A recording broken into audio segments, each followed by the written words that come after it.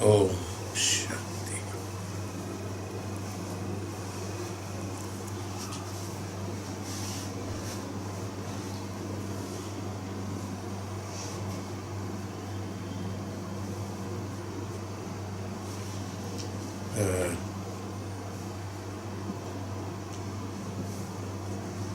So in the last sloka, we said that the Maharishis and Tapasvis who are able to do tapasya in the Akasha, in the air, that means without having any connection to the Bhumi, that means the qualities of Bhumi.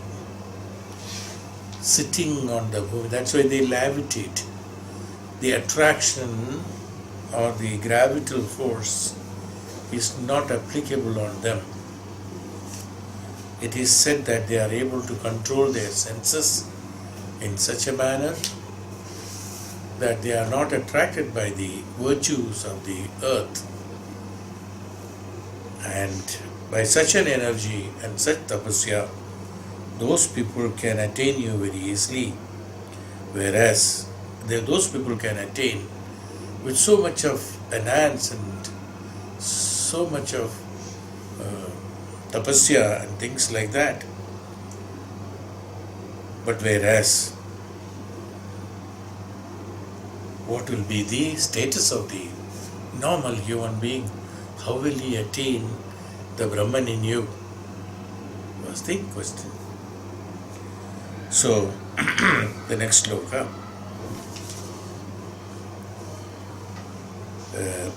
Uddhava is asking Bhagavan, Vayam tviha mahayogin brahmantaha karmavat sarvasuhu tvadyartaya tarishyamastava gaidur sarantamaha. Hey Mahayogi,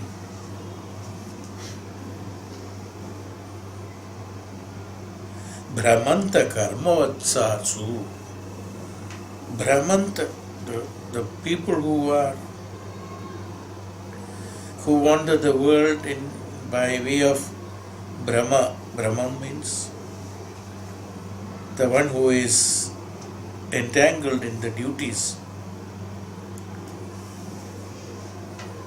in the path of work. Brahmanti karmavat sarvuhu. They have to do the karmas, there is no other way. They have to do their duties, there is no other way. That is why they are born. And their karma phalas are such, they have to undergo the grihastha ashrama through functioning of, that is why karma. Karma vatsuhu, that vatsuhu. Karma vatsuhu, the one who is entangled with the karma, he cannot avoid it. There is no way. He cannot escape it, you see. And in that Brahmantaha, Brahmam, in that Brahma, those karma vastus, how will they, so difficult to wait, tvadvartaya tarishyam asvar kaidur saram. Tarishyam, that means how to swim across, how to cross over these difficulties, how to wade through these difficulties. By conversing about thee and with thy devotees.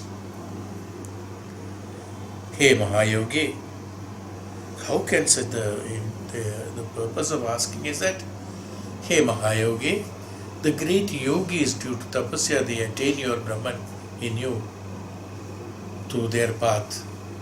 But the human who are entangled with the karma yoga, who are entangled with the karma phalas and karmas and duties and they are executing, they have no other way, only chanting the conversing with about Bhagavan and conversing about the devotees of Bhagavan, so and so, Mahabhakt was there. He used to pray like this. No, these kahanis. Like that only one can talk about these karmayogis, these people who are in the grihastha. They are unable to attain the true Brahman. Now Bhagavan, what to do? How can we attain? Must be his question. That is his question. Smaranta kirtayante sta kritani gaditani cha gatyusmede chana chveyi yandriloka vidambanam. What is it? Smaranta kirtayantaste. Oh, just remembering and reciting the glories, the movements, the smile, the glances, kritani, gaditani cha, and pleasantries, imitations of human beings and things like that. Just seeing those things and imagining those things and discussing those things, only one can get satisfied by, but by that we are unable to attain the Brahman in you. So what to do? So in the last shloka of this chapter, Maharshi Shuka, Sri Shuka Uvacha. Sri Shuka is telling the Raja Parikshit. Evam Vijñāpito Rajan Bhagavan Devaki Sukhi Sutaha Ekahandinam Priyam Mrityam Uddhavam Samabhashata. Evam Vijñāpito. Hey Rajan, thus Vijñāpito, appealed, O king, to him, Bhagavan Krishna, Rajan, Bhagavan Devaki Sutaha. Bhagavan Krishna, Devaki Sutta means Krishna. Devaki Sutta spoke to his Ekantinam Priyam. Who is that? To his bhakti. Ekantinam. Ekantinam means the one who is with the ekagra chitta praying only me. Ekantinam. Who is a bhakta? To whom he spoke, Hey Bhagavan, Hey Rajan, Bhagavan Devaki Sutta spoke to that Ekantinam. Only Ekam, that means only me. He is praying only to me is the meaning of Ekantinam, means to one. So here it is Bhagavan Krishna, that's all. Ekantinam Priyam. Not only he is Ekantinam, he is Priyam to me because he is Ekantinam. So he is Priyam to me. Who is that? Such a man. Bhrityam Uddhavam. Here also the word Bhritya has come. Bhritya means the servant. This is the one who we have already explained about the Bhritya. Who is Bhritya? Bhrityata. How the Bhrityata can be done. This we have explained in the last class. That's such a Bhritya, Uddhavam, Samabhashata. It was not an instruction, it was not a request, it was not an appeal. Samabhashata. As if he is talking to a friend, that Samabhashata, he, in short, he told. So, but there's a classification here. It's not that Uvacha, he is not that Ajna, Prajna, and all that. Samabhashata, with a lot of love, affection, with oneness. Samabhasha, with oneness, Bhagavan spoke to Uddhava. So who? Which Uddhava? Ekantinam Priyam Prityam. That Ekantinam Priyam Prityam, such an Uddhava, he did the Samabhashita. He won't feel that he is being directed, he is being instructed, or he is being avoided, or things like that. Samabhashitam. Samabhashitam means what? The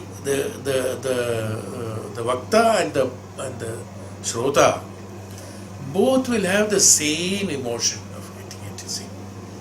That's called the Samabhasha.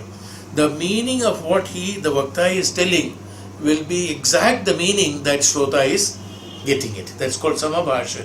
Otherwise, the one who is talking something, and the listener is listening something else, taking another meaning of it. It's not samabhasha. Here, it was samabhashitam. Why? Why? Because it is ekantinam priyam krityam. That is why it is samabhasha.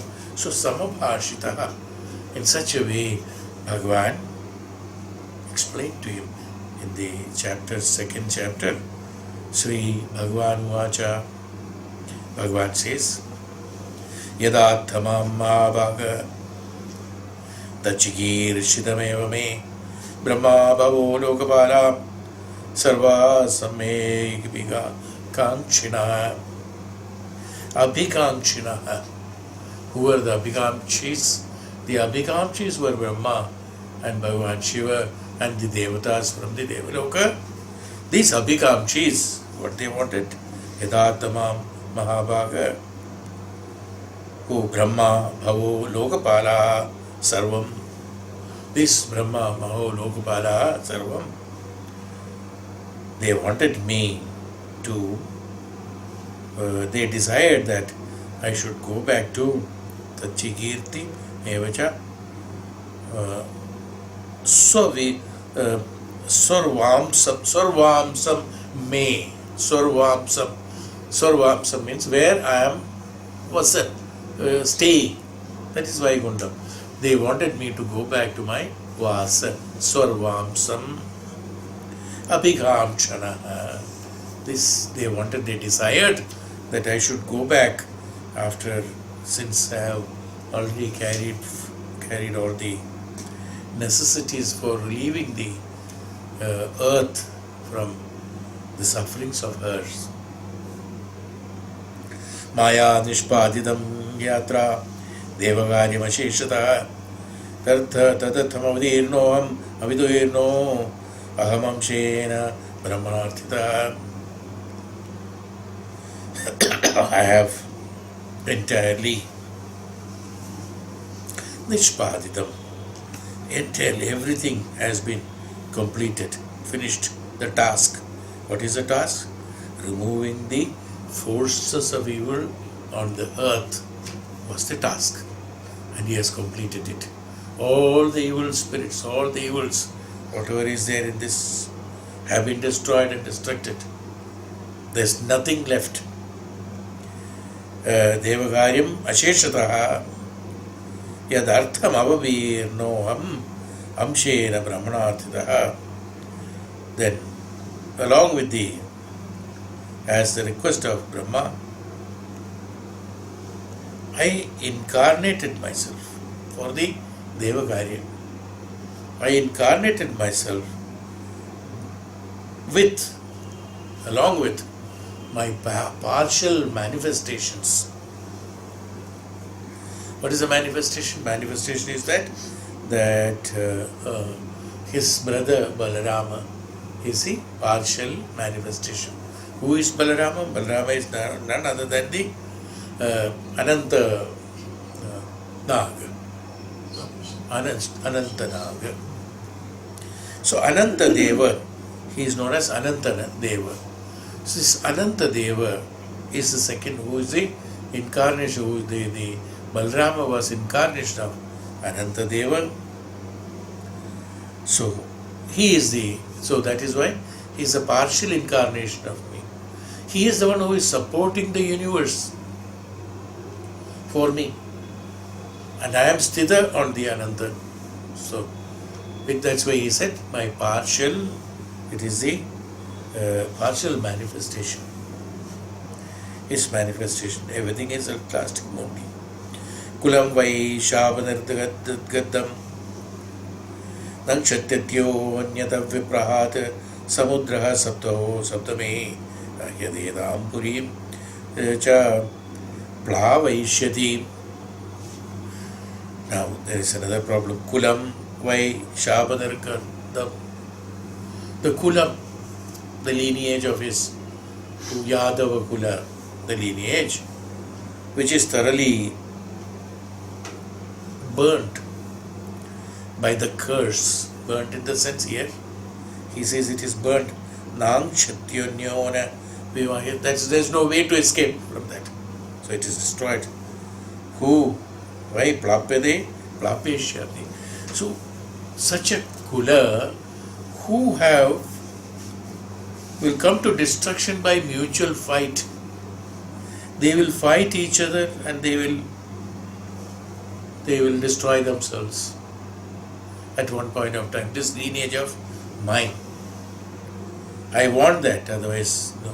We said that, we have already discussed, that they have become more powerful and they have become bad, the atrocities, because when the Shakti increases, they do not know what they are doing, you see. Even though they may be from any kula, we have seen, the many Rajas. There are very few Rajas or the Zamindar family. They don't mind doing atrocities. They are very rude, isn't it? Suppose somebody does even a small mistake, because they have power, they are drunk with so much of power, they'll say that, come on, behead him. They will not be bothered about it. They can do such drastic actions. But even though earlier they have not been like that, when they grew up, it was different. But now, because they have become powerful because of me, there is no other lineage in this universe who is more powerful than Yadavas. Because we became powerful for a particular purpose, I made it stronger. It was necessary at that point of time. But today, if such power is left unused, now what happens? There's nothing else to do. And there will be nobody to lead them. Otherwise, I was there. I will control each one of them. I have given them the Shakti only for the purpose of killing all these evils in this world. But if I leave that Shakti just like that, these people will destroy the world. And so, the curse was created, as we discussed in the last class. Bhagavan did not resist of the Brahmana's curse. He made it happen, that this boy Shambhu will be delivering a belt, so that from that everything will get destroyed. That curse will take effect. And not only that, what happened? Samudraha saptamo hatedam purim. In 7 days after my departure, the Samudra will engulf the Dwaraka. Dwaraka will be under the sea. Saptamo, that is 7 days. Puri cha plavayishyati. After I leave from here, from this city, the city will submerge in the sea in 7 days' time. Then what happens? Hey, Uddhava, Rihyo vayam maya tyakto loko vayam nashtamangala bhavisham ajiratyado kalina pidragrada. Hey, noble one, Rihyo vayam maya tyakto. From the day I leave, after that 7 days' time, this way the world, it will be shown of its well-being and will soon be overtaken by the Kali Namapi Nirakritaha. The spirit Nirakritaha, the spirit of Kali will overtake the moment I am gone from here in 7 days' time. After 7 days' time, Kali will take over the whole place and there will be dark age. Kali Yuga is known as dark age. The dark age will prevail. So, hey Uddhava, navat savyam tavaiveha maya tekto maitalo jano adharma ruchir bhadra bhavishyati kalau yuge. Therefore, navastavyam tvayaiveha, you also need not to tell. Therefore, you too, maya tekto mahitale. The moment I have gone from here, you also should leave from here. To where? So that what happened? A good soul. You are a good soul, so you should also leave. Otherwise, what will happen? The men will be addicted to evil in this iron age. It was known as iron age because from the iron only this all get destructed. Even the grasses that on the seashore, as I told you, they all becomes great weapons, sharp weapons. They take all that and they kill each other. That's how they died. So you are a noble one. I don't want you to do that. You must quit this place. Where? Tvam tu sarvam parityajya sneham swajana bandhushu maya veshamana samyak samadashchidara samadhagvi charasvagam Tvam tu sarvam parityajyam. You must leave all your home. Sneham swajana bandhushu. Swajana bandhu, all those people. You must do parityaga, parityajyam. And then renouncing everything. Mayavesha parityajya sneham. Mayavesha manasamyak. Renouncing everything. Samadachidar, that means roam all over the world. You must go around with the manasamyak. That means the evenness of vision. Manasamyata, that means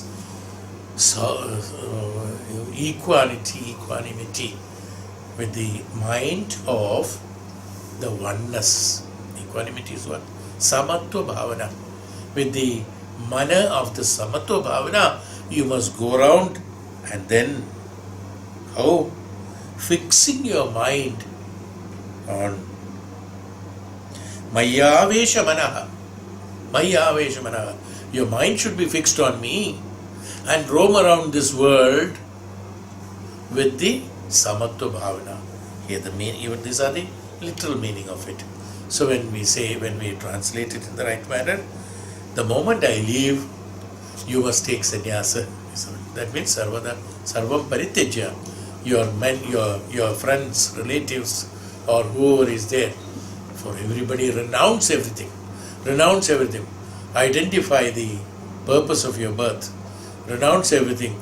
Have control on your senses, and then you fix your mind on me. That means me here, everywhere that me, they are telling, even though we may say it is Bhagavan Krishna, the me is none other than the aham. I told you in Bhagavad Gita also, this aham is none other than the Atma. Who is aham? I tell you in our Chandogya Upanishad also, at the last pages we said, who is aham? Aham is that Atman. Aham is that Paramatman, whom no changes can take place. It's called aham. The I cannot be changed. The I is that, the aham, which cannot be changed, which cannot be understood, which cannot be described, which cannot be deviated, which cannot be destroyed, is called the aham. So, me in the sense that, that aham. So, identifying, fixing your mind on me, fixing your mind on the Atma, that means the qualities of Atma. What are the qualities of Atma? Sarvam Kalvidam Brahma. That is the quality of Atma. Fixing that mind in the me means absolutely do the upasana and nididhyasana on me, and ultimately what happens? You attain that highest consciousness. That's called me. Me is that Atma. Me is that Antaratma. You attain that Atma. Atma Bodha. When you get the Atma Bodha, then only you will have the Samatva Bhavana. Otherwise, how will you have simply Samatva Bhavana will not come. A man and a person who has not undergone the penance and tapasya, he cannot say you and me are the same. It's impossible because it's not his fault. He is looking at whatever he is eligible to see. What is he seeing? He is seeing a man, he is seeing an animal, he is seeing a tree, he is seeing a material, he is seeing different kinds of people, different kinds of work. How can he have samatha bhavana in that? So in order to have samatha bhavana, what he has to have? He has to have the consciousness, awakening of the consciousness in him, so that he can identify that sarvam khalvidam brahmam. In everything, it is the Brahman that is there in that. The others are only a functional emissaries around that, that's all. But what is that inside? It is the power of the Brahman. So he, the man who has identified the Brahman, as we are told in Chandogya Upanishad, the man who has identified the Brahman alone can have the consciousness of samatha bhavana. Samatha bhavana will not come otherwise. For a Maharishi, for a Tapasvi, there will be samatha bhavana. He is looking at things as the Brahman only, sarvam khalvidam Brahman. In every particle of the universe, in every small dust of the universe, in every small material matter or mind or human or animals, in everything there is Brahman. Without Brahman, the functionary of the prana cannot function. How the prana yama takes place, it's only as we have already explained all these things in our Upanishad. It is only based on the existence of Brahman in him. It is the Brahman, this unknown Brahman, unknown power, unknown Shakti. How the breathing is taking place. Simple thing. Without any effort, you are not doing forceful breathing. It's not that. Breathing keeps on going, that's all. How is the food getting digested? How the blood is being pumped? We all say that it is energy and things like that. There are a lot of explanations. Scientifically, there are lots of explanations. But where this power comes from? How is it? When does it start? When does it end? Is there a control on starting and ending? No. Is there a control on movement? No. Whenever the movement gets restricted, okay, there are certain methodology that we have derived, we call it as medical science, and then try to improvise upon certain modifications to that. Otherwise, there is nothing like that. So, to have this samatha bhavana, one has to identify that prana in me, that Brahman in me, that Atma in me, that power in me, that source of me. The source of me is called the Atman. That Atman is called Paramatman. That Paramatman is called the Brahman. So, Sarvam Khalvidam Brahman. It is that Shakti that makes you do function everything. It is that power that makes you do everything. And because that power is there only, the mind and the intellect are functioning. The mind and intellect are functioning because of the mind, and they can have an open, invariable, open and absolute free liberty to function as they wish. It is like this. A powered wheel, when you switch on the power is supplied. Now, depending upon the connections of bearings and the teeth wheels and things like that, like the gear is changed, putting on the different gears, different geared wheels, smaller, bigger. See? So when it is bigger, it will be slow in the motion, little smaller, little faster in the motion, and small as the topmost gear means your pinion will be very small, which is connecting, so that it can rotate very fast. The movements are depending upon that. So when you change that gear, depending upon the size of the pinion, the movement changes. Power is same whether you put on the first gear or in the fourth gear. Okay. Power is the same.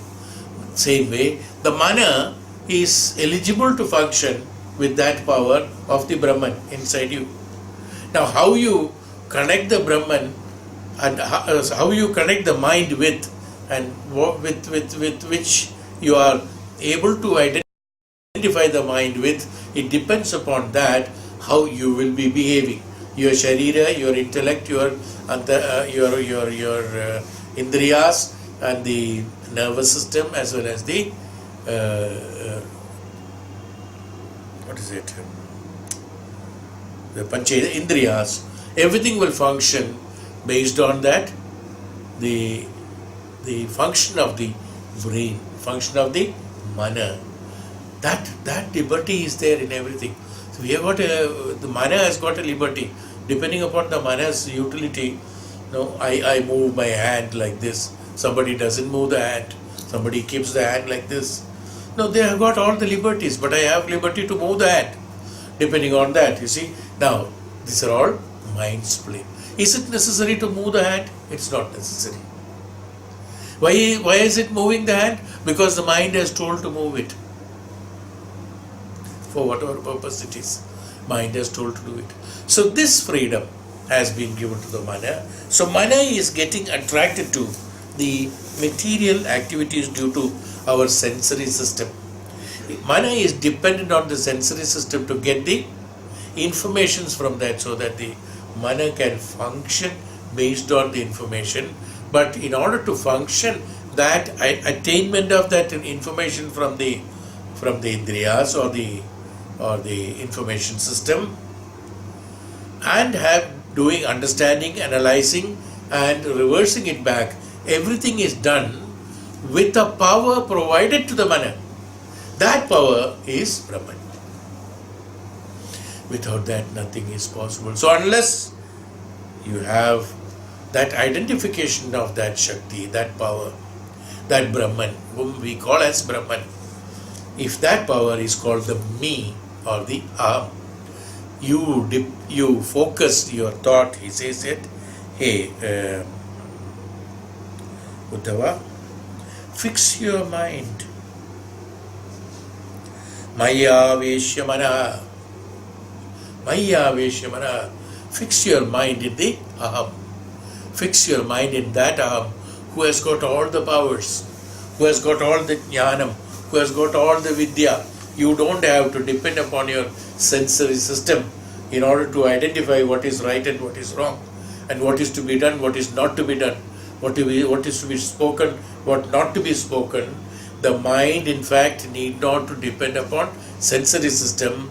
The mind has been created by the nature, by the Prakriti, only for the purpose of using the Shakti from the intellect, as we have explained earlier in Upanishad, through the intellect and the Antakarana and the Mana and the Atman. From the Atma, drawing this power by the Mana, utilizing that power in order to make the sensory system, that is Indriyas, to function as per the direction of the Mana. Was the purpose this hierarchy has been created, that Mana, Atma, Antakarana, and the Mana, and the Indriyas, and the sensory system. Whereas, what happened? Mana, because that he is unable to utilize the power in the right way, and he gets attracted to the activities of the sensory system of the Indriyas. He gets attracted to that, so that he tries to attain the information from the Indriyas and the sensory system about the externalities, because it's new to the Mana. It only knows the internalities or the Antaranga, but the external activities have, the external and external activities have, even though it is Maya, it did not know that it is Maya. Without knowing that it is Maya, he depends on the Indriyas and the sensory system instead of the Indriyas and the sensory system depending on the Mana. Is how we call that Mana as perverted.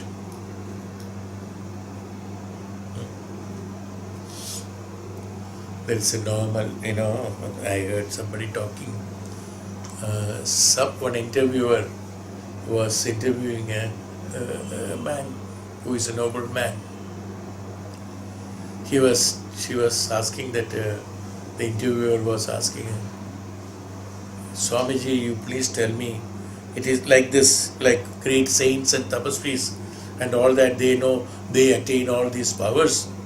But how a grihastha who is entangled, how a grihastha, a normal man, who a grihastha who is a normal man, attain the Shakti to deal with day-to-day problems.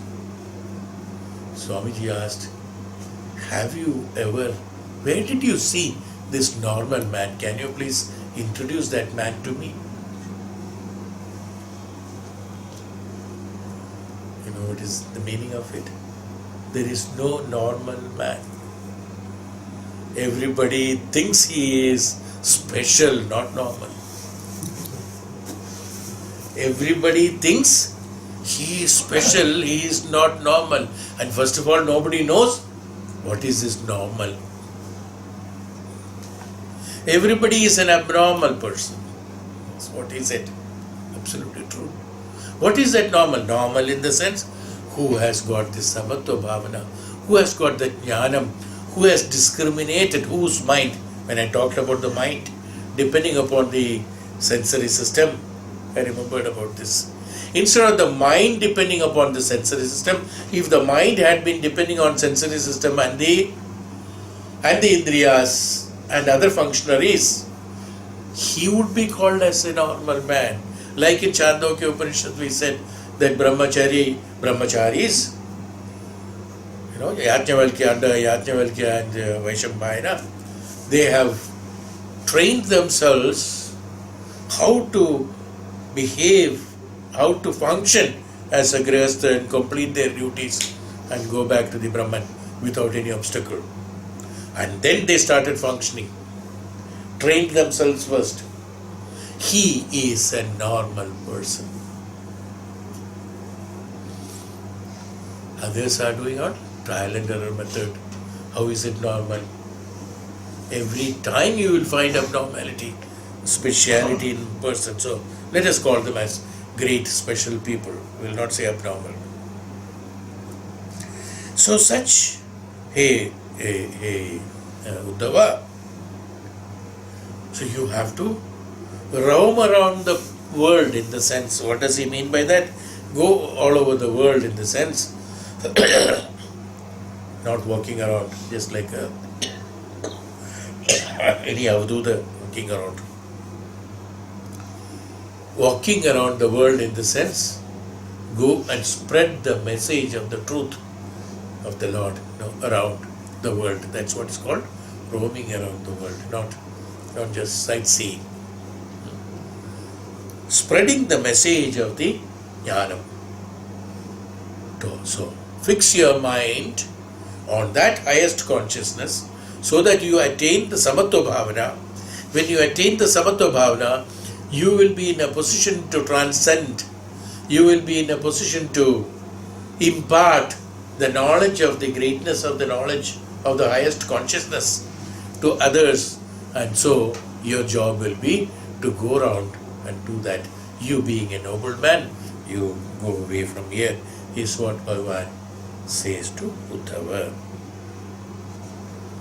Yadidam manasa vacha chakshurbyam shravanadibihi nashuram grihyamanam cha viddhimaya manomayam. Yadidam manasa vacha, whatever is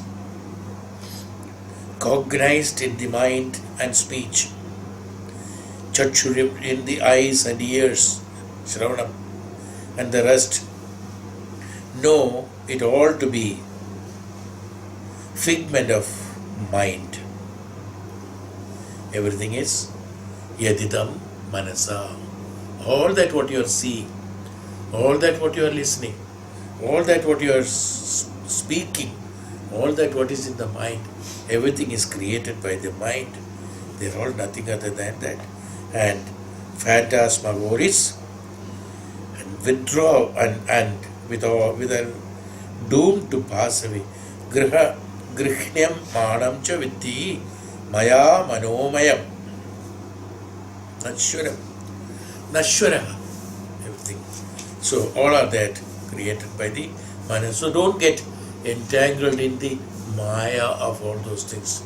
Don't get entangled in what is maya? Maya is again, even though here maya, it is told that it is the Lord's the Lord's powers that is reflected, even though it is told it is Lord's powers reflected. That's for a common man to understand. The Lord's powers reflected is called Maya. The Lord, Bhagavan ka Maya. Lord has given. The Maya is that which is unknown to a person is Maya. No? Maya, which we do not know. Then who knows? So we said Bhagavan knows. It's Bhagavan's Maya. So when the Prakriti has been created, there are so many activities in that. There are so many things that is happening in the Prakriti. That's called the nature in the Prakriti. In that Prakriti, there are lots of activities. Now we are, each individual or each Jivatma is created only to fulfill his karma and his karma phala. So depending upon his karma and karma phala, whatever is necessary for him, he will have the memories of that. So a person who is not a saint, who has not done the tapasya, who has not done any activity for identifying the aham in me, the self or the consciousness in me, the one who has never tried for any of identification of this aham, identification of consciousness, he will be entangled only in those activities that has been prescribed for him to complete the karma phalas. Anything other than that, for him, it is unknown. That which is unknown, even though it is the Prakriti, that is meant for somebody else. But this person, this Jivatma, doesn't know what to do that. So for him, it is a Maya, not known to him.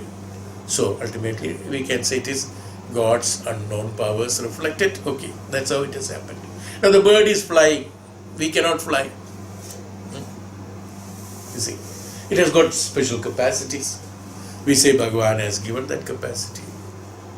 It's Prakriti Niyama. Everything is Bhagavan has given. Okay.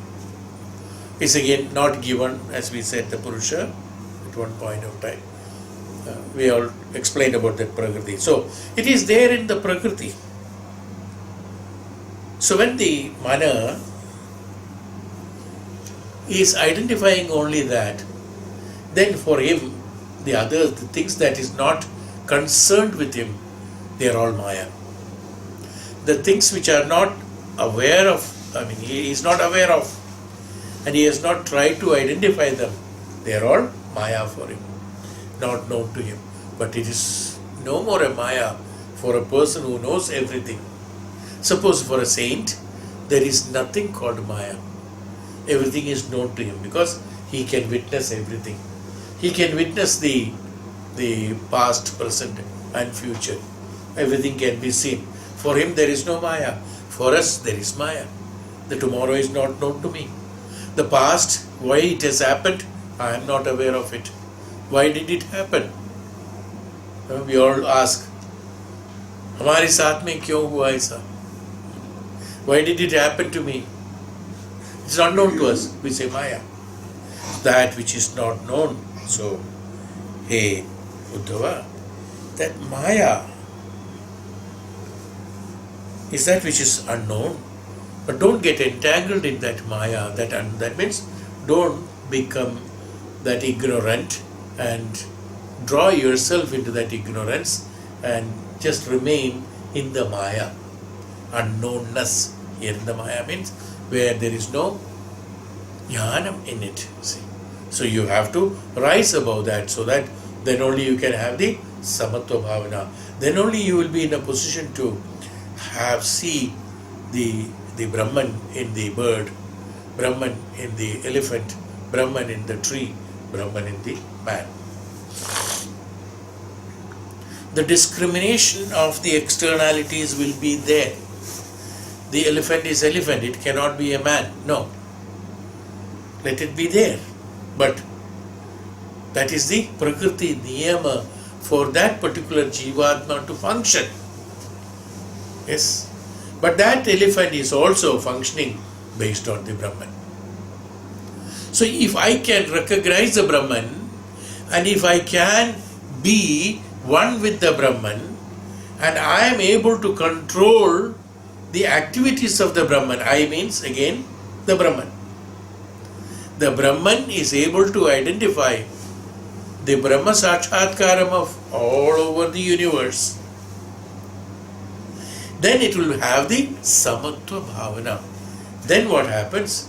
The imparting of the knowledge to other creations, it will be very easy. So that imparting can be done. Unless this person, the one who is imparting the knowledge, doesn't see the Brahman in the other person,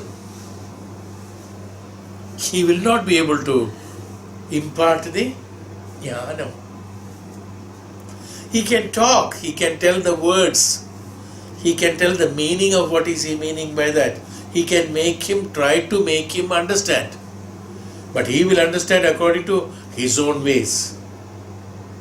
Yes. The Maharishis and Tapasvis, they impart the knowledge. The knowledge can be imparted to the Atman of the another Jivatma only through the identification of the Atman in that person. Identification in the sense, when the Guru is identifying the Atma in the Shishya, he imparts the knowledge to that Atma, so that that Atma in the Jivatma will transmit that knowledge into the Mana. So Mana will be influenced by the Atma. Today, in the normal days, in the normal manner, Mana is not influencing the mind. Atma is not influencing the mind. Atma is only providing the knowledge. The light, there is a tube light, there is a light, the electric light, which is only providing the light. In the light, whatever functions you are doing, that you are supposed to do. Light is not responsible for what you do. Is one part. If there is a machine supposed to function, it is the power that is inducted in making the machine function. Makes the wheels rotate or the compressor function, then the refrigeration cools, the air conditioner cools and runs and all that.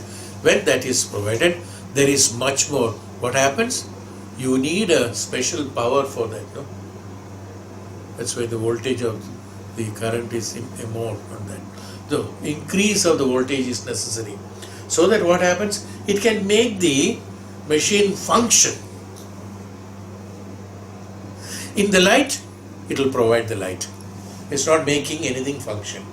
In the light, a machine can function with additional power to the machine. But for that, a machine is not necessary for the light to be provided. And when the light is so normally, what happens? In the Atma, there is a great light. In that light, everything can be seen. A great Atma or great trained persons, he does everything in that light. But a person who doesn't understand about that, what happens? He needs an additional power to function. So that is why I said the Atma will attract the mind to that powers. What is that? Atma is witness. He is stationary and stable, providing the light to the Mana and Antakarana, and from there distributaries. So they function in that light. Another is that to provide the strength to make the mind function the way the Atma wants. Is why that person is known as a disciple. What is the meaning of disciple? The one who has got a discipline. The one who has a discipline is disciple. What is a discipline? Discipline to be identifying the knowledge in the Atma and function based on that alone is called the right disciple. For that, what happened? Ekatmanam. That is necessary. He has to be very religiously he has to be doing the upasana and upasak.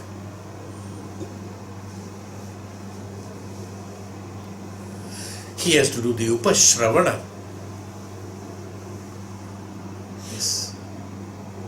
He has to do the upadarshana, upavachana. Everything has to be done by that. So when he does that, what happens? He is able to be in that. So he will be directed by the Atma. And the one who is directed by the Atma will be the true Brahmachari. He will not be committing anything wrong. Wrong in the sense, committing anything against the designated functions according to the Prakriti. So that he gets the mukti and moksha by allowing the designated duties to be functioned by the mana, where the mana will be only identifying the knowledge from the Atma and will be directing the indriyas as well as the sensory system based on the informations that is received from the Atma alone, without mind depending on the sensory system and the indriyas. In other persons, the mind is depending upon the indriyas and the sensory system. He wants to see this beautiful. If there is a bend, he will say that, oh, this is damaged. Yeah. But I'm just telling an example, that's all. What is the purpose? It should hold the water, that's all. The flask should hold the water. If it is slightly bent, what happens? Mind will not accept. Mind will not be at peace till the time you remove the dent of that or change that whole thing. Is it not? Because it is damaged. So the purpose, what is necessary, is not understood by the mind. It is going by the sensory system and the indriyas. In any case, it will hold the water. But no, he is not happy with that. He is not happy. He is happy only depending upon his choice. It should be beautiful. It should be colorful. It should be beautiful. He doesn't see the purpose when you buy a flask. What do you see? You actually see the beauty of the flask. Different designs have been made. For your eyes, it will be looking nice. And every day there's new designs have come. And you know, outer this one. But inside the flask, the principle of the flask is same only, creating a vacuum in between the body and the container. That's all. No. And the flask which has got inside is no other material, the same material. Whether it is the 18th century flask or this 21st century flask, inside that thing is all same only. Principle is also same, creating a vacuum. That's all. Nothing other than that. What is changed? Outside is changed. Why? They know. Your mind getting attracted to only the sensory system and the indriyas. So your mind is functioning only based on the functionaries. You can as well use anything that can contain the water in that temperature. That should be good enough to you. But you are not happy with that. Mind is not happy with that. This is the difference between Atma instructing the mind and the mind depending upon the sensory system and the indriyas. Can we make it? This is a small example we said. This is how we discriminate people. We identify people. We behave. We talk. We find differences in them. We fight. We love. We care. We don't care. We are jealous. We are not jealous. We are angry. Helping. Not helping. Everything happens because of the perversion of mind. Nothing other than that. Bhagavan says, hey Uddhava, Maya, that's what is it? These are all coming in Maya. Hey Uddhava, don't get entangled with that Maya. So without getting entangled in the Maya, Ekagra Chittena, that means with your mana, only on Maya, only in me. Spread that Samatva Bhavana, then only you will get the samatva bhavana. When the samatva bhavana is there, then only you can impart the knowledge. If there is asamattvada, what will happen? If you think somebody is higher, it will be a request, a prayer. And to the one who is lower than you, it will be an instruction. It won't be imparting the true knowledge, actually. The one above is the prayer, the one below is instruction, is it not? How can there be samatva bhavana? I don't want you to do that, because you are not the authority to do it. You have to identify the Atman in you, the Paramatman in you, and then impart the knowledge. That's why the gurus are important. A guru imparts the knowledge. I told a number of times here. Imparts the knowledge to the disciple. Neither he instructs nor he prays. Because the Atma should start functioning. Start instructing thee. Even though it is not the job of the Atma, Atma is a witness basically. But the mana should start getting attracted to mana because of the knowledge reflecting from the mana and the higher power emanating from the Atma. The mana should automatically get attracted to it, so that it has got the process called renunciation. Renouncing those which are attractive to the mana and getting attracted to the Atma, then you start functioning, is what you are supposed to do. That's what is meaning by Bhagavan says, Uddhava, go round the world. Not sightseeing, just to impart that precious knowledge, because the knowledge cannot be instructed. The knowledge cannot be prayed on.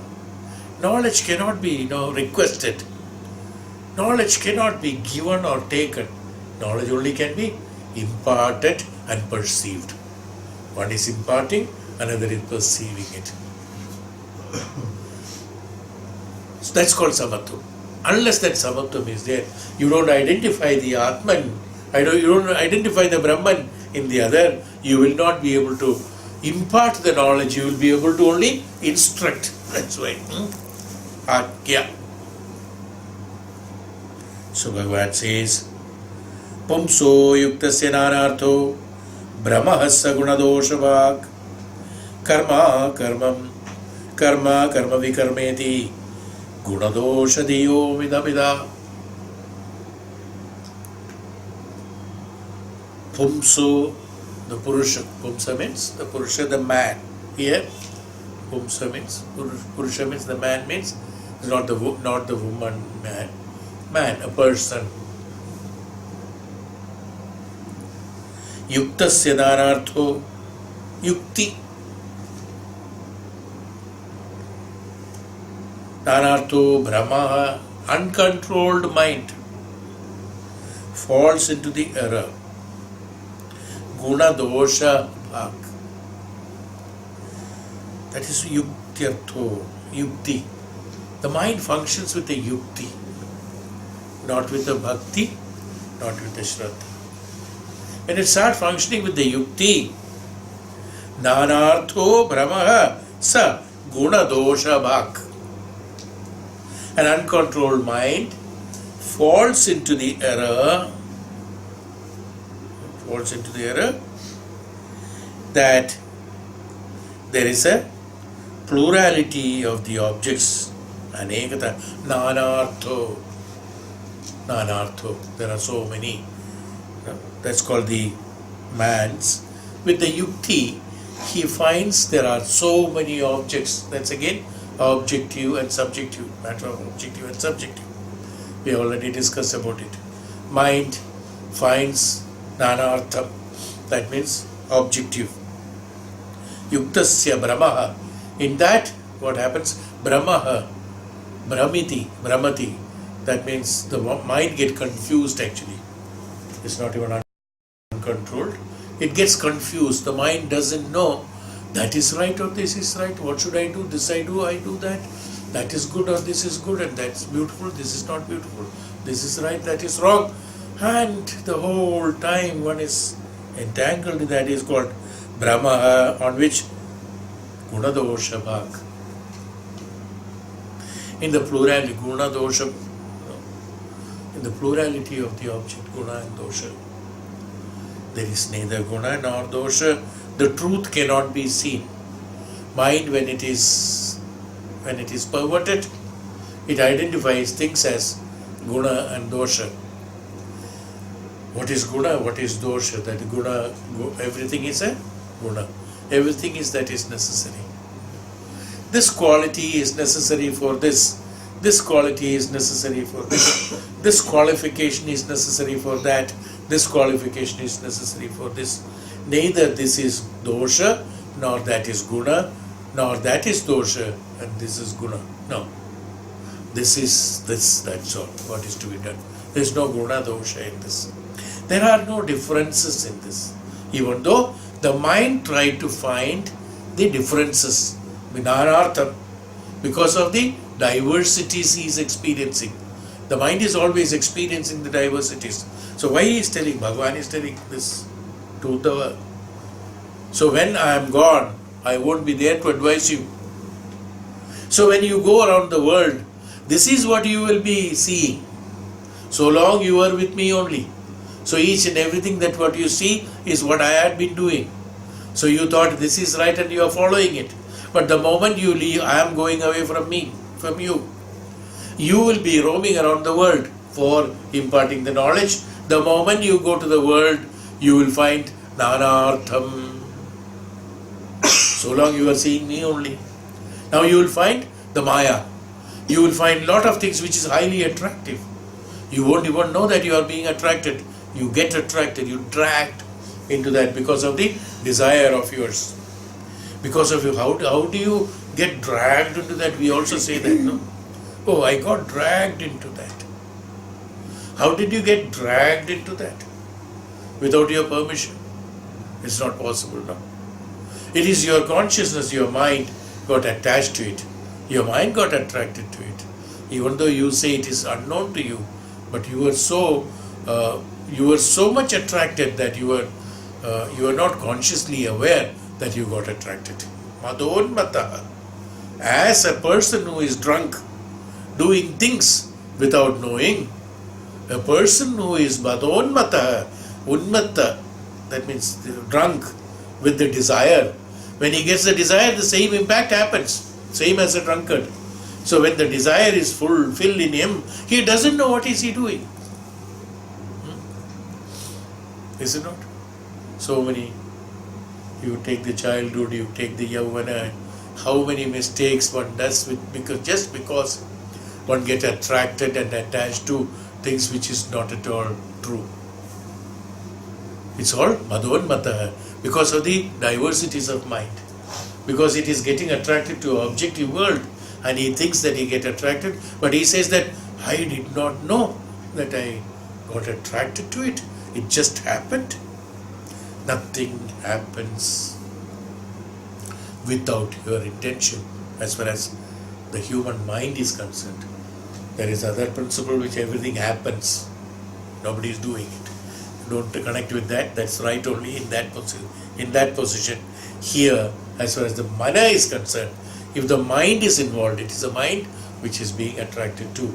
That should not happen, and it should happen that what the Atma wants, then we can say it happens. What happens from the Antaratma or Antakarana or from the Parabrahm, Paramatman and Brahman, that happens. That what is done by the mind is done by you. One is that karma, you are doing it, another is happening. Yes. Is it not? So there are two things. What Bhagavan is giving the Upadesha to Uddhava is that when you go around the world, you will find this, and then you will think that it is actually happening. It is not happening, you are doing it. So you should be in a position to have the power of discrimination, whether it is happening or whether you are doing it. Because of your attraction of mind, you become madonmata, You become intoxicated. You become unaware of it. You become unconscious of it. So you get attracted to it and you think that it is actually happening. It is not happening. So you should have enormous powers, enormous Shakti, enormous belief, enormous dependency on that powerful Maya, me, is it. That means the highest consciousness or the Parabrahman. Then you will not be getting attracted to things which are not allowed by the Atman or Brahman. Because mind will be depending on you, depending upon your Atma, not independent of the Atma, and depending upon the Indriyas and the what is that? The system. Okay. What is it?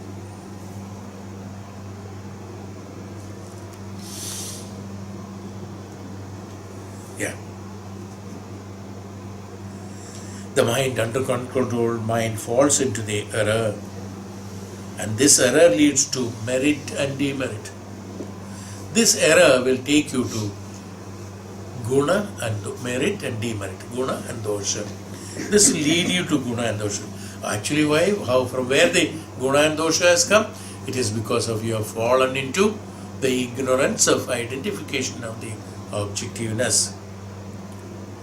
The difference of action, inaction, evil action concern only the man who have ideas of merit and demerit. The one who is entangled into guna dosha avasthas, he will get entangled, he will have the evil actions and the noble actions. He only gets into the actions of the evil because he has got the diversities of merit and demerit.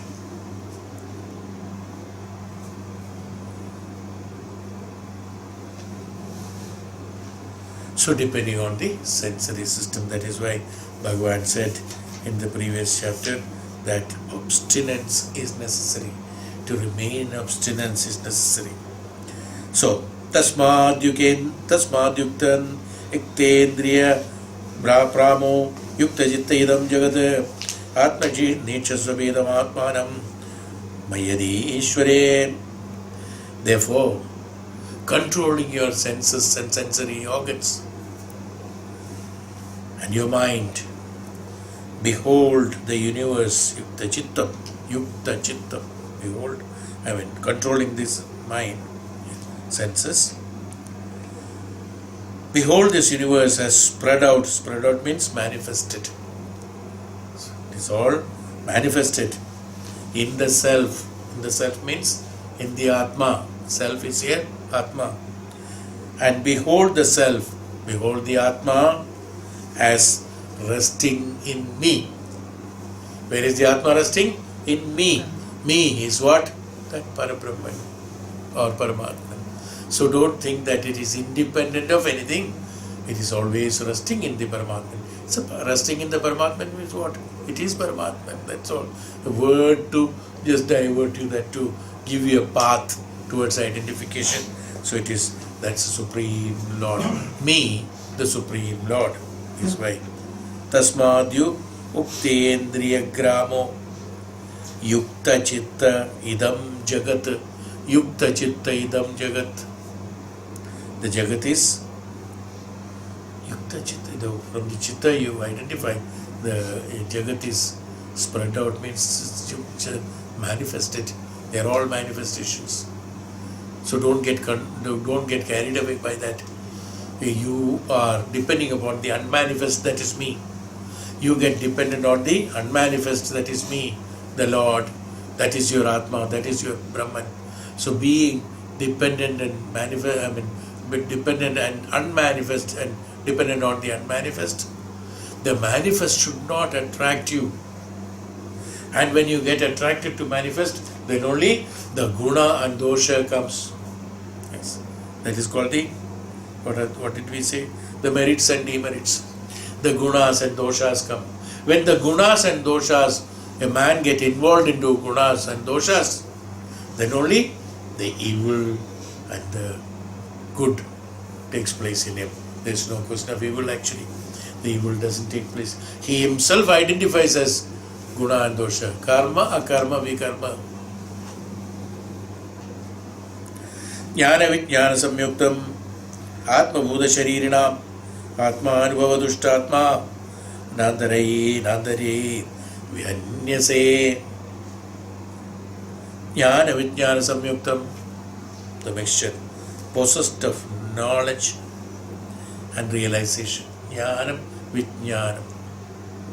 Jnana vijnana samyuktam, possessed of knowledge and realization, with your mind satisfied with the realization of the self, being the very self of all embodied beings, you will not be thwarted by obstacles. A person who has identified the Jnana Vijnana Samyukta Atma Bhuta, the one who has identified the Jnanam and the Vijnanam, he will become the Atma Bhuta. Atma Bhuta, Sharirina, not the Sharira but Atma. Atma Anubhava Dushtatma. Atma Anubhava Dushtatma. So, it will be the dependency on that. The idea is that prior to realization, one should observe the duties, fulfill the duties so that he doesn't get attracted to duties. In Brahmacharya also it is said, that is why even in Upanishad they said that a Brahmachari is allowed or instructed to go through the Grihastha ashram. Yes. After knowing, having studied knowledge of the Parabrahman, knowledge of the karma, knowledge of the bhakti, knowledge of the dedication and devotion, knowledge of the dependency and non-dependency, everything has been done during the process of Brahmacharya through tapasya and learning of the scriptures and the Guru's Ashirvadam. He becomes qualified and eligible and unmovable in his knowledge because he has studied about everything, that the not getting into connected to the diversities of the objectness, where he doesn't get entangled into gunadosha avastha. He becomes stable and static, and even after having understood all that, that is not enough. Even Brahmachari is instructed to undergo the experience of the Grihastha ashrama, so that in that position what happens? The duties of life will be identified as the karma which has to be completed by him, and he will look at the duties as karma, and for the purpose of eliminating the karma phalas and also exhausting the karma phalas and attaining the tapasya avastha, attaining the vanaprastha avastha, attaining the sannyasa avastha, attaining the Brahman. The duties have to be done based on that purpose, not for the... Normally what happens?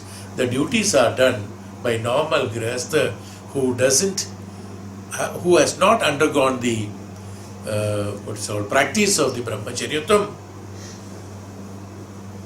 based on the expectations. Every grihastha does his performance of duties based on the expectations. Oh, I told this, you should have told like this. Why didn't you say? Why didn't you do? I have done, you should have done. I have given, you should give. These kind of activities, no?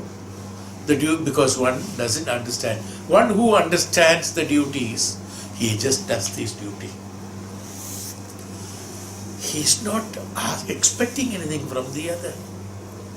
The expectation is not duty. Expectation becomes desirous. That will convert the duty into desire. When the desire is involved in a duty, it becomes karma and karma phala. When in the duty, suppose you give money to your son, you will give an instruction to him. Hey, 2 rupees extra I have given. See, the movie ticket is only 3 rupees. I am talking about 18, 20, 3 rupees.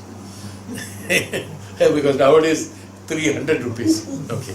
So I am talking about 1820. He gave 5 rupees. 3 rupees is only the movie ticket. Son, I have given you 2 rupees extra. He also knows. 5 rupees, 3 minus 3 plus 2 is 5. He also knows. Still, he will say, I have given you 2 rupees extra. Do you know what you should do with the 2 rupees? You don't spend this, you don't eat this, you don't drink this. Even if you want to eat, you should go and eat this. No, don't drink water from that. Don't this. Don't. Okay, for health reasons, it's okay. But he is giving you an instruction how to spend that money also, is it not? Even though exaggerating, look, this is this. Don't give more than this. Market price is suddenly 3 rupees, petrol has increased. Now you have been instructed, don't pay more than 60 rupees. Calcutta has increased to 63 rupees. Now, what to do? He said he will not give you petrol for 60 rupees. So, anyway, you understood now what I am talking to. See, duty is done with an expectation, that you should get it back, are not duties. They are desires. See, we all have. That's why I said there is no love. That's why there is a chapter comes. What is called love and devotion? No, that's not somewhere I heard. Love and devotion. What is love and devotion? What is everything should be devoted? What is love? The height of love is devotion. We have discussed about it. The height of love is devotion. That's why we also told about falling in love. No? In love, everybody falls. In devotion, everybody rises.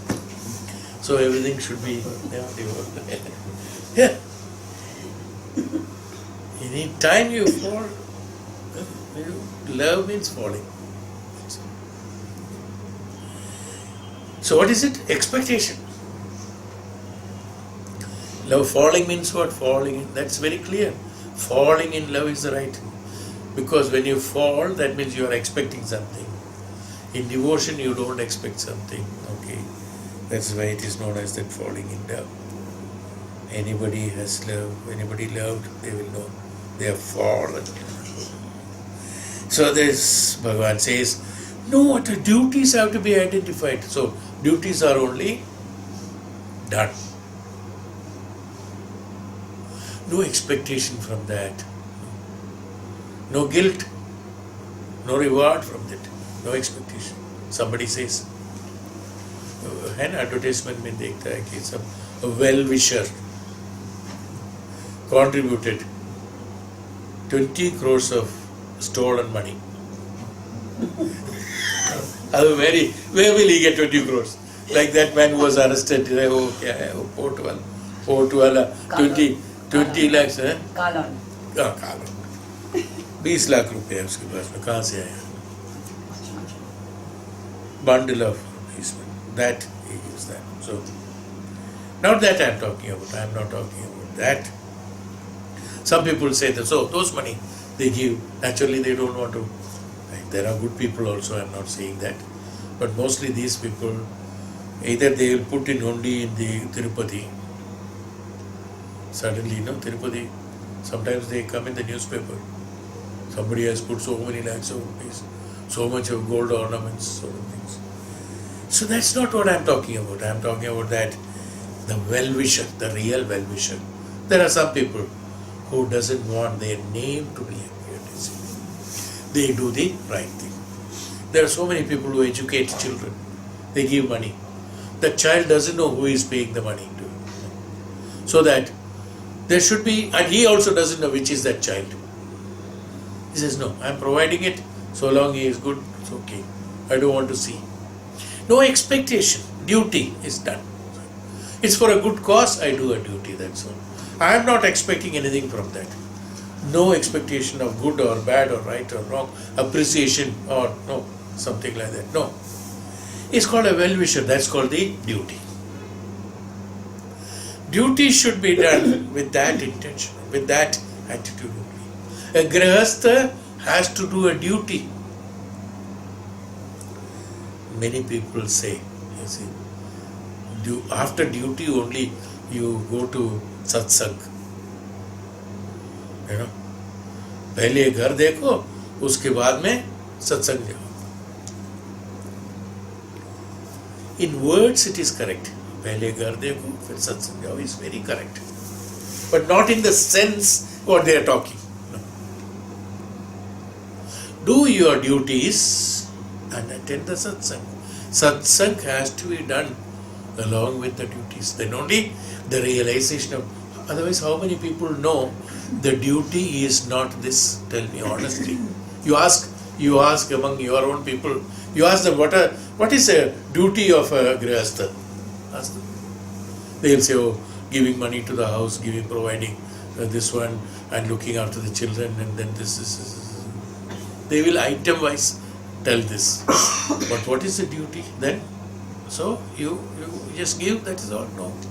No, but you want that the one who is in the house should respect you because you are feeding. So love you. In other words, falling in love. Fall or rise doesn't matter. So you have to expect that. Then you have to say that, oh, I have to give, I'll give money to them. So he has to study this, he has to do this, he has to do that, Lots of expectations are there, is it not? We count all that as duties. So in the duties, the person have got lot of expectation. बहुत लोग बोलते भी हैं, परिवार के लिए हम इतना किया, और क्या हुआ? They expected. There's a saying, is it not? क्या हुआ? Okay? Oh, nothing happened. That boy did not come and salute me. He did not listen to me. She did not listen to me. She did not do what I said. He did not do what I said. No, the expectations are very high. See? These are not duties. He expects something to be done. God has given somebody money in order to execute his duties, to distribute it, not to expect anything from that. He is an agent to handle it, that's all. Same way, in a grihasthi also, the head of the family is so earlier days, there was joint family. Today, to theek hai, ek do aadmi hai, zyada problem hai. Earlier, grihastha means, it's a joint family. He has to look after everything. Then he has got complaints. वो so and so उसकी लड़की की वो ऐसा नहीं किया, इसको ऐसा नहीं किया, इसका ऐसा नहीं किया. There are always problems there. So duties have been always identified with the what you get back also. I am not getting anything from them, then why should I unnecessarily bother about it? I will not give. No.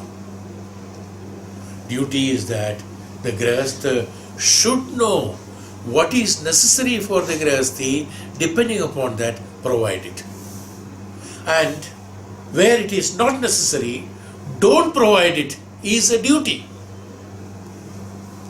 Not that whatever, just keep on giving. No. Where not to be given, where one has to be strict, where has to be not to be given, not to be encouraged, what has not to be done, their support should not be provided.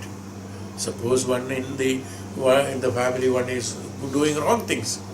No, because you may have only one child, you may be very affectionate. What happens normally? Such children they spoil it because in the name of love, they are spoiled. So supporting is not a duty. That means you are deviating from the duty. Not that expecting from him. No. To be good, you have to see that he is good. For the purpose of good, you have to do. So, not giving is also a duty, giving is also a duty, providing is a duty, not providing is also a duty. So, one should have, grihastha should have discrimination. Grihastha should have an absolute distinct idea what is to be given, what is not to be given. For that, a grihastha has to have the knowledge of the Brahmacharya. Is it necessary or not?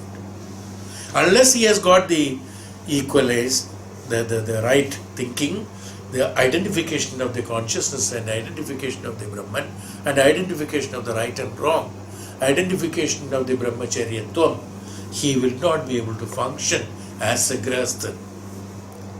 He will do according to his own whims and fancies then. Okay? To get his credit, discredit, whatever it is. That is not duty. Duties have to be identified. So, fulfill the duty. Such duties have to be fulfilled. No doubt about it. There is a responsibility. There is a duty. That duty, because having a body, having taken the responsibility of some people to take care, maybe an organization. It can be a sanstha, it can be an organization. There is a duty towards the employees. Employees like your family only. Because it is your duty to pay them at the right time. Not that you have gone on loss, you will not pay them the money. No. You should know the discrimination of duty. So you should be able to identify the right duty at the right time, and then maybe you can lay them off, no problem.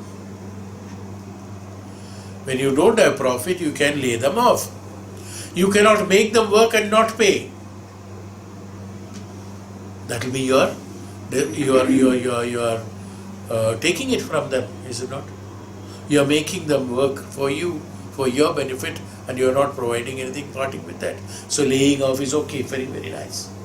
Instead of making them suffer for the work you have done, I am paying, after that I don't pay, it's okay, fine. It's a duty. You don't have to feel bad about it.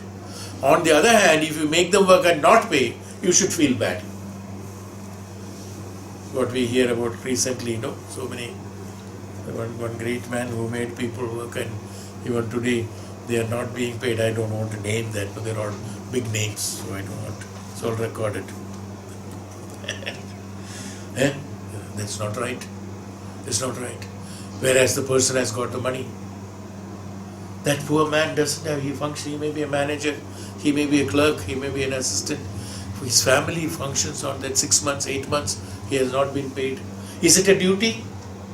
If it was known to you, then why did you make him work? Same way in the family also, a grihastha in the same thing. What is to be done and what is not to be done, have to have a firm discrimination. For that, a grihastha should be an absolute knowledge of jnanam, jnani.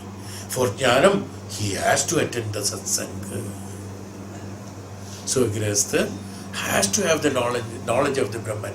That is why Chandogya Upanishad said, the Brahmachari is only eligible to be a grihastha. No other. So he says, Pumso yuktasya nanartho.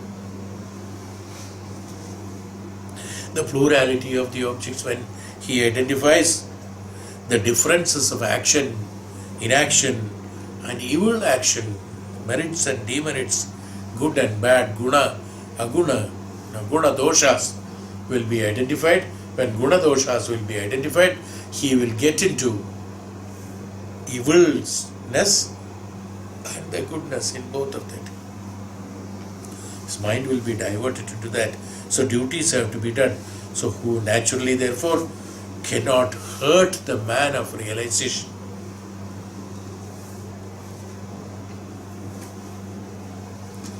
After he functions the duties well, a person who does the duties well only will be eligible to perform the spiritual activities.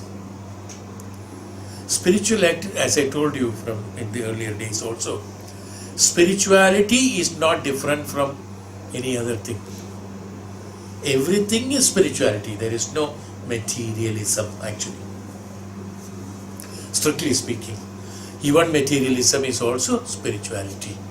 Even grihastha jivan is also spirituality. Doing a business is spirituality. Working is spirituality. Everything is spirituality. Everything is meant for the purpose of identification of the Brahman, upliftment of the self, realization of the self, realization of the Atma. Somebody goes through the Karmaganda, Karma Yoga, who is working, he doesn't know that he is looking for Brahman only. A perfection, doing a perfection in a work is also identification of Brahman. A man who is honest, we call it as honest. A man who is sincere, who is honest, will be perfect in his job. That's what we say. What do you mean by honesty and what is it? Efficient. What is that honesty and sincerity? Honesty and sincerity is the status of mind, not the work efficiency. Unless a man is honest and sincere, the efficiency in work will not be produced. Just by practice of turning the hand this way and that way, or tools, using the tools, will not become perfect. The mind, man laga ke kaam karo bolte. What is it? मन लगा के काम करो. अरे हाथ से काम करते हैं, मन से थोड़ी करते हैं. मन लगा के काम करो. That means what? There is a spirituality involved in it. Unless a person is under spiritual development, this is also spiritual development. The mind has to get attracted to the Atma, instructions of the Atma, and that mind, without depending upon the sensory system and Indriyas, will apply that knowledge into the work or the duty, and when he does that duty, it will be absolutely perfect, what we call it. This is how perfection comes. Somebody says, uska job is perfect. How does that perfection come? Because in his thinking, there is dependency on the highest consciousness. He has got a spiritual mind. That's why his work is perfect. The one who may be highly qualified, highly trained in many, many ways, but when he does the job, it will be imperfect. It won't be that perfect. But another person who is not that qualified and studied and all that, when he does that job, it's absolutely perfect, because Atma is involved in it. This is where sincerity and honesty, with sincerity and honesty, that is given. Even in a house, when the money is given in the house, or when people in the house are looked after, or when the child is picked up from the school, I am talking about small things, so that now you identify everywhere the Brahman is necessary.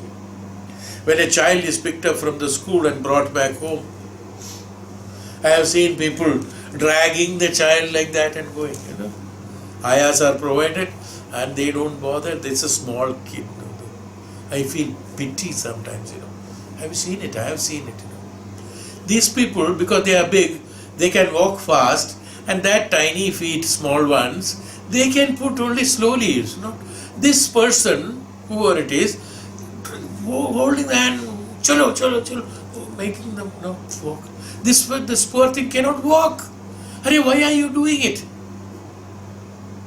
You see, insincerity. There is no truth, there is no sincerity, there is no dedication in that.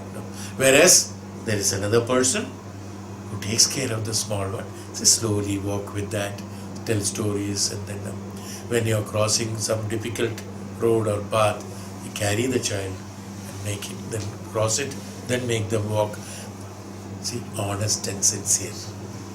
Even though the karma, both of them are doing the karma, the child will reach home. In both cases, no problem.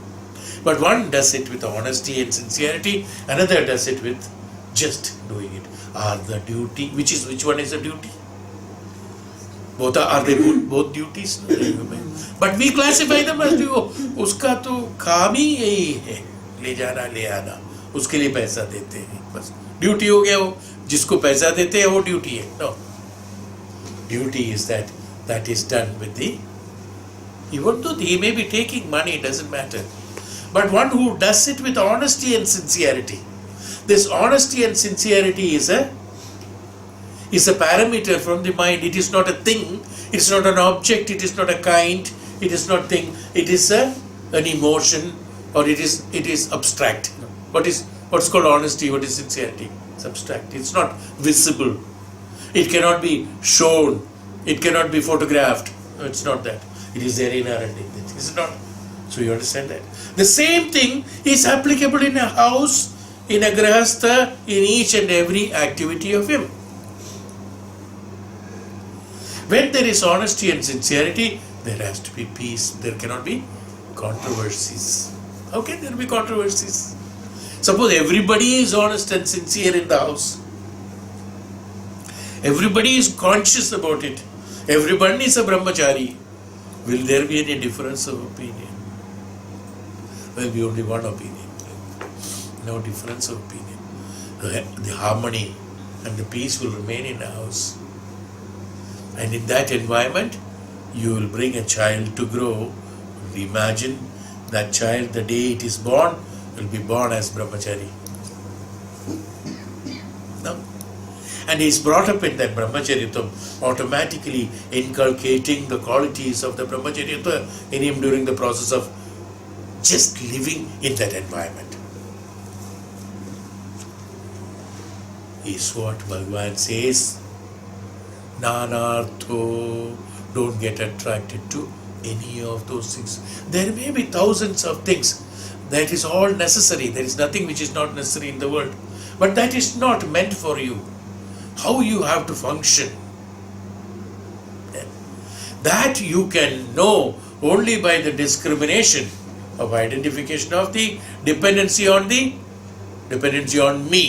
In the sense, dependency on the highest consciousness. So you should know that your Atma is resting on me. Always, and that is what, probably you remember my words now when I was taking the Upanishad, whatever you are doing at the background, you know, I always say like this. At the background, this has to be there. When it is there, no mistakes are committed, is what exactly Bhagavan is talking here also. This identification has to be there. So Bhagavan says, such a person only, guna dosha bhag, he only gets involved into the one who doesn't have this jnanam, who gets involved into nanartha, pumso yuktasya. Yukti. Yukti is necessary to function, no doubt about it. But the yukti is not necessary for, manipulating and manifesting. It's not necessary.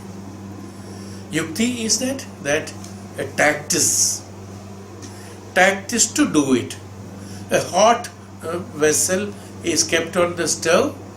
To take that out, you need a yukti. What is a yukti? Take those napkins so that your hands will not burn. Both hands will be on the both sides equal distance. Not too close, too far, then it will get tilted. So both on the same distance. Then slowly lift it and keep it. It's yukti. I am just telling you a small thing. Yukti. So in every activity there is yukti. In every behavioral pattern there is yukti. But don't use yukti for the purpose of performance of duty. There has to be bhakti. So two things, bhakti and yukti. Functional yukti is necessary. That's for the activities. But not for the behavioral pattern. Honesty and sincerity is necessary. So that the function, the you will be perfect. That's why somebody says that he is a perfect person. Honesty and sincerity. With that, whatever he does, and with the jnanam automatically comes, he will be dependent on that. Hey, Uddhava, be like that. So that, therefore, you cannot hurt the man of realization.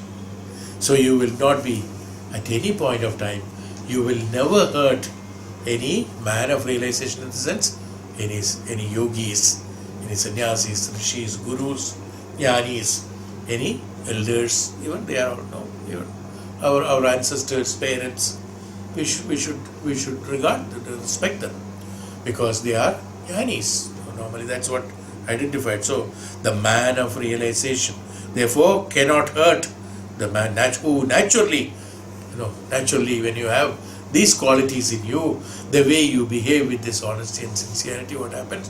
You will not hurt the man of realizations. So I also told you earlier, the noble people, we respect them, regard them, even we wash their feet, we provide them with comforts. They are invited in the house so that the aura is spread in the house. They are given enough respect, regard. they are done, puja is given to them, and then you take care of them in the right manner, and then send them off with very happily. With all this being done is only for the what? For what?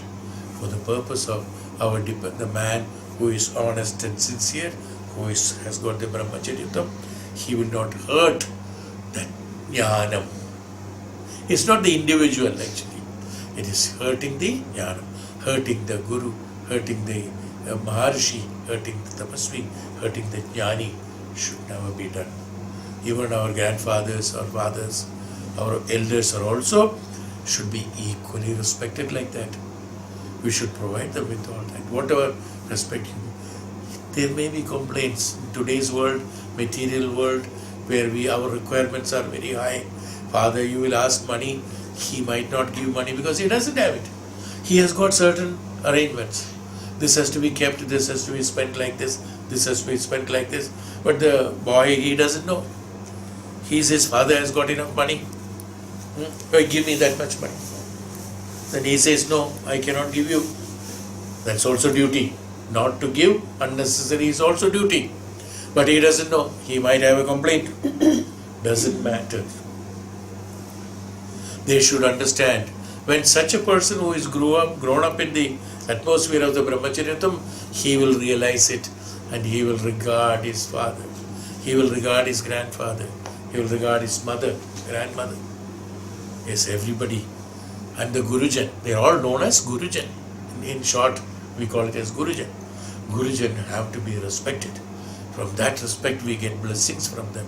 It's through God's blessings actually, because whenever we seek blessings from Gurujan, no father, no mother, no Gurujan will think bad about you. When you depend on them, they will bless you. And whenever a person with honesty and sincerity he blesses, the blessing comes from the Lord actually, because it's from the highest consciousness. What is the Lord? It's the highest consciousness. It will be honest and sincere. That's why words should not be used sometimes, Many mothers and fathers, they abuse the children. They accuse the children. They will say, no, tum aisa ban jaoge. They say, according to Shastras, they say, you should not do it. Why? Because when you are the Gurujan, automatically what happens, when such things, when it comes from the mind, internally, it happens. So one should never do it.